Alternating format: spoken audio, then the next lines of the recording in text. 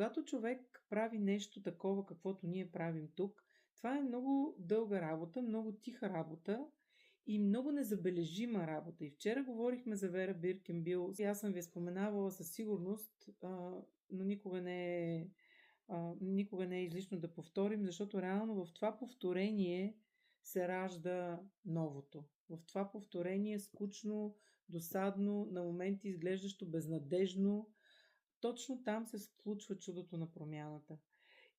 Тази жена говори, казва, обичайте платото си.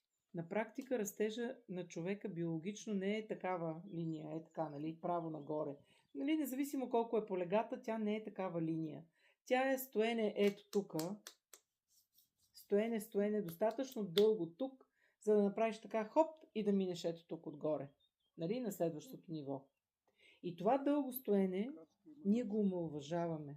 Не забелязваме в ежедневието колко работа сме свършили, просто дори само защото не сме се отказали.